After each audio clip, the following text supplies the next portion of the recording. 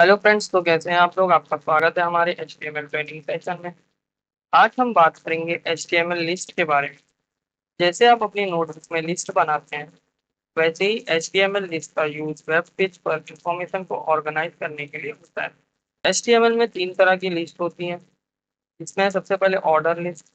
ये number list होते हैं, जैसे 1 2 3। फिर है अनऑर्डर लिस्ट। ये बुलेट लिस्ट होते हैं, जैसे डॉट या स्क्वायर। लिस्ट कंटेंट को ज़्यादा रीडेबल और ऑर्गेनाइज बनाते हैं, जो कि विजिटर के लिए हेल्पफुल होता है। तो यहाँ देखिए, यहाँ कुछ डायग्राम है लिस्ट का। जैसे कि ऑर्डर लिस्ट है, तो ऑर्डर लिस्ट 1 2 3 4 5 6 ऐसे आती है। देन उसके बाद है अनऑर्डर लिस्ट। अनऑर्डर लिस्ट कैसे आती है, जैसे कि बुलेट पॉइंट्स हैं यहाँ पर, HTML CSS इस तरीके से। और जैसे फिर आती है डिस्क्रिप्शन लिस्ट। ये कैसे आती है, जैसे कि यहाँ पर HTML लिखा है, ये इसका डेफिनेशन है। देन यहाँ पर डिस्क्रिप्शन दे रहा है ये इसके बारे में जो भी है। देन CSS है, CSS के भी यहाँ पे डेफिनेशन वगैरह है कि क्या है वो। Then JavaScript. तो इस तरीके से हमारी डिस्क्रिप्शन लिस्ट आती है। सबसे पहले हम लोग देखेंगे ऑर्डर लिस्ट। ऑर्डर लिस्ट का यूज तब होता है जब आइटम्स का ऑर्डर इंपॉर्टेंट होता है। ये लिस्ट ब्राउजर के जरिए ऑटोमेटिकली नंबर होती है। ऑर्डर लिस्ट बनाने के लिए OL टैग का यूज होता है और हर आइटम को LI टैग में रखा जाता है। यहाँ पे इसका एग्जांपल है, मैं इसको कोड एडिटर में ओपन कर लेता हूँ। यहाँ जैसे मेरे पास OL है, OL में यहाँ पर फर्स्ट आइटम है LI के अंदर, यहाँ पर सेकंड आइटम है और यहाँ पर थर्ड आइटम। तो ये ब्राउजर के अंदर देखिए कुछ इस तरीके से दिख रहा है, 1 first item, then 2 second item, then 3 third item. तो ये है अनऑर्डर लिस्ट, हम लोग इस तरीके से लिखते हैं। अब हम लोग आते हैं एट्रीब्यूट फॉर ऑर्डर लिस्ट। तो इसमें सबसे पहले type attribute. Type attribute specify करता है कि कैसे नंबरिंग या बुलेट स्टाइल यूज करनी है, जैसे 1 A या फर्स्ट या आई समथिंग, जैसा भी हम लोग चाहे उस तरीके से हम लोग कर सकते हैं। या वो अल्फा न्यूमेरिक हो, या फिर अल्फाबेट हो, या फिर वो रोमन लेंगे। तो यहाँ पर हम लोग इसको भी देख लेंगे। यहाँ पे मैं आता हूँ और यहाँ पे मैं सिंपली यहाँ पे टाइप डालता हूँ, जैसे कि टाइप इक्वल टू 1। तो बाय डिफॉल्ट ये 1 2 3 में आ रही है। अब मैं यहाँ पर लिखता हूँ ए, तो ये ABC में आ गया। अगर मैं यहाँ पे स्मॉल ए डालता हूँ, तो देखिए ये स्मॉल ABCD में आ जाएगा ये लिस्ट। देन अगर मैं यहाँ पर तो रोमन लैंग्वेज में आई डालता हूँ, तो देखिए ये 1 2 3 में आ गया इस तरीके से।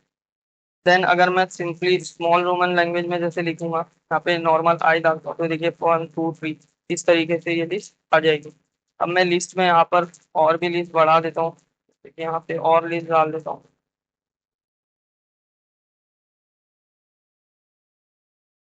देखिए और आए 1 2 3 4 5 6। यहाँ पे 6 आई है, तो यहाँ पे 6 आइटम्स प्रॉपरली आ रहे हैं। फिर हम लोग आते हैं स्टार्ट एट्रीब्यूट पे। स्टार्ट एट्रीब्यूट लिस्ट का स्टार्टिंग नंबर स्पेसिफाई करता है, जैसे कि हमको लिस्ट को कहाँ से शुरू करना है। तो मैं यहाँ पे सिंपली डाल देता हूँ यहाँ पे स्टार्ट। तो यहाँ पे अभी जैसे मैं यहाँ पे स्टार्ट डालूंगा, इसमें लूंगा 3। तो देखिए यहाँ से ये 3 से स्टार्ट होएगा, 3 4 5 6 7 इस तरीके से। और मैं यहाँ पे डाल दूंगा जैसे 6। तो देखिए पहला नंबर जो आएगा वो 6 से स्टार्ट होएगा, 6 7 8 9 10। तो इस तरीके से हम लोग स्टार्ट कर सकते हैं। जैसे कि मैं स्टार्ट करना चाहता हूँ 10 से, तो यहाँ पे 10 से स्टार्ट कर दूंगा मैं। तो देखिए 10 से स्टार्ट हो जाएगा, 10 11 12 13 14। इस तरीके से अगर मैं ABCD में आऊँ, यहाँ पे AB में आता हूँ, तो यहाँ पे मैं लिख देता हूँ 10 से। तो ये देखिए J पे 10 आता है, तो JKLMN इस तरीके से ये स्टार्ट होगा। इसी में नंबरिंग में आता हूँ यहाँ पर, तो यहाँ पर देखिए नंबर से ये लेगा 10 11 12 13 14 15। मैं यहाँ पे चाहूँ तो इसको 100 कर सकता हूँ, तो ये 100 से ले लेगा नंबर। यहाँ पे 100 11 102 103 104 105 इस तरीके से आ जाएगा। अब हम लोग आते हैं रिवर्स एट्रीब्यूट पर। रिवर्स एट्रीब्यूट लिस्ट आइटम की ऑर्डर को रिवर्स करता है। तो हम लोग इसको रिवर्स करके भी देखेंगे यहाँ पर। अभी यहाँ पे मैं काम करता हूँ, इसको रिवर्स कर देता हूँ। तो देखिए यहाँ पर ये रिवर्स हो गया। 100 पहले आ गया ऊपर, 99 98 97 96 95। अभी अगर मैं यहाँ पे 10 ले लेता हूँ, तो देखिए अभी 10 9 8 7 ऐसा ऐसे स्टार्ट होगा यहाँ। तो ये रिवर्स हो गया। इस तरीके से हम लोग लिस्ट आइटम को रिवर्स कर सकते हैं। जैसे मैं यहाँ पे ले लेता हूँ फोर्थ आइटम।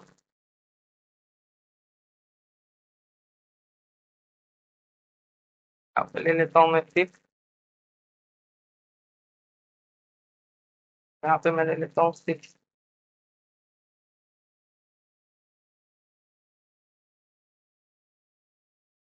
तो देखिए first item, second item, third item, fourth item, fifth item, then six item.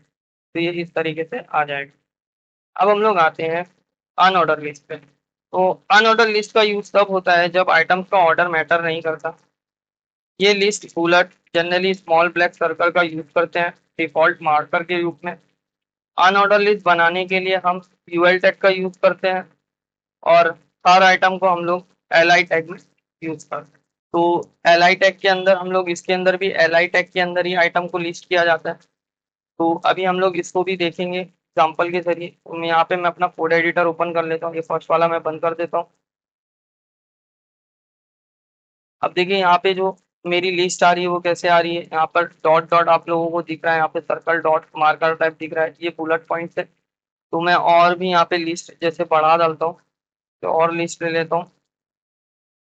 यहाँ पे मैं डाल देता हूँ item code, item 6, then item 6।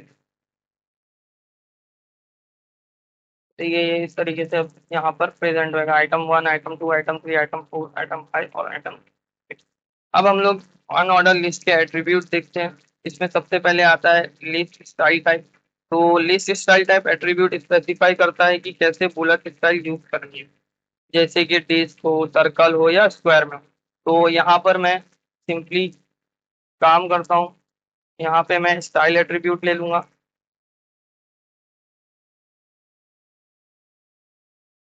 यहाँ पे मैं डालूंगा लिस्ट स्टाइल टाइप। तो मैं यहाँ पे सबसे पहले लेता हूँ, एक काम करता हूँ सर्कल लेता हूँ। तो देखिए सर्कल में कुछ इस तरीके से वो आ रही है। देन तो मैं सही कर देता हूँ थोड़ा। देन मैं यहाँ पे लेता हूँ स्क्वायर। तो अभी मेरी लिस्ट देखिएगा स्क्वायर में आ जाएगी।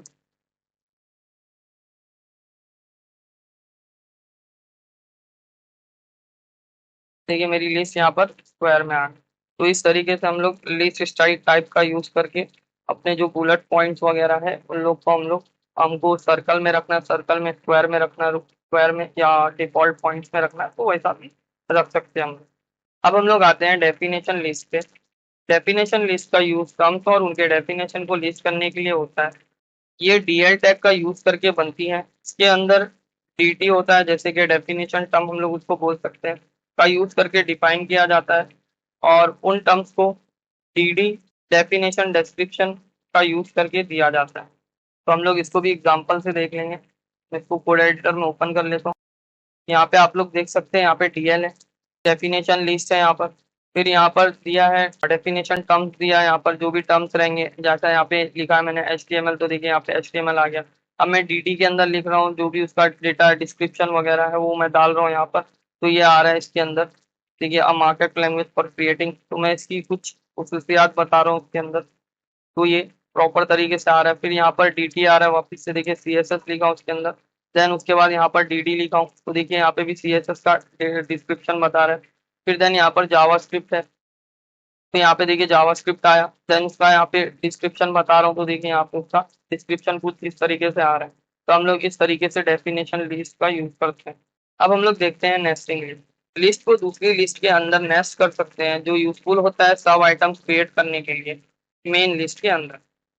तो हम लोग इसको भी एग्जांपल के जरिए देख लेंगे। यहाँ मैंने अपना कोड एडिटर ओपन किया, यहाँ देखिए ओएल टैग है। ओएल टैग देखिए यहाँ पर ऑर्डर लिस्ट मीन्स इसका है। यहाँ पे एक लिस्ट बनी है मेन आइटम 1।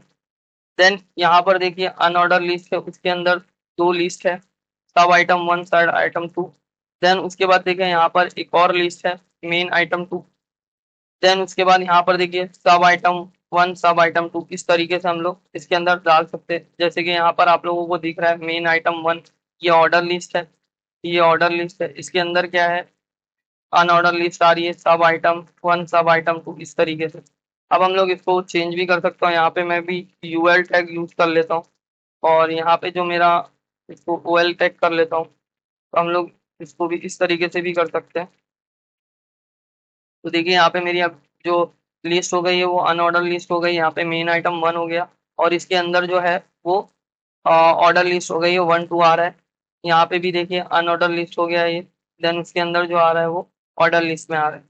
तो इस तरीके से हम लोग नेस्टिंग मेथड भी यूज कर सकते हैं लिस्ट के अंदर। अब हम लोग आते हैं स्टाइलिंग लिस्ट। तो आप CSS का यूज करके लिस्ट को स्टाइल कर सकते हैं और उनका अपीयरेंस कस्टमाइज कर सकते हैं। तो मैं यहाँ पे इस एग्जांपल को ले लेता हूँ, यहाँ से मैं इसको कॉपी करता हूँ और मैं यहाँ पे लाके इसको पेस्ट कर देता हूँ। तो मैं सही कर लूंगा। यहाँ पे देखिए स्टाइल एट्रीब्यूट का यूज किया है, अनऑर्डर लिस्ट है, इधर स्टाइल एट्रीब्यूट का यूज किया है और यहाँ पर लिस्ट स्टाइल टाइप दिया है सर्कल, देन उसके बाद पैडिंग दिया है 20 पिक्सल। अब मैं आप लोगों को 20 पिक्सल यहाँ पे नहीं समझ में आएगा, मैं इसको 50 पिक्सल कर देता हूँ, तो आप लोगों को बेटर समझेगा। यहाँ पे देखिए मैंने 50 पिक्सल कर दिया।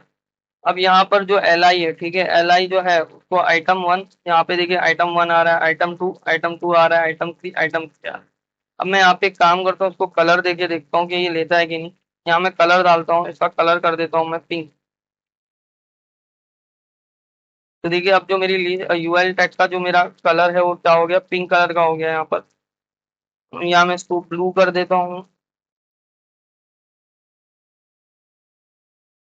तो देखिए अब जो मेरी लिस्ट आइटम है उसका मेरा कलर जो हो गया वो ब्लू कलर का हो गया। यहाँ पे LI के अंदर भी मैं लिस्ट आइटम वगैरह यूज कर सकता हूँ, जैसे स्टाइल वगैरह दे सकता हूँ। यहाँ पे मैं स्टाइल एट्रीब्यूट दे देता हूँ और यहाँ पर मैं सिर्फ पहले वाली को मैं कर देता हूँ कलर येलो। देखिए यहाँ पे इसका कलर येलो हो गया है। इस तरीके से हम लोग और भी स्टाइलिंग दे सकते हैं इसको। और यहाँ पर अब मैं इसके अंदर से सर्कल वाला हटा देता हूँ, यहाँ पे मैं स्क्वायर यूज कर लेता हूँ।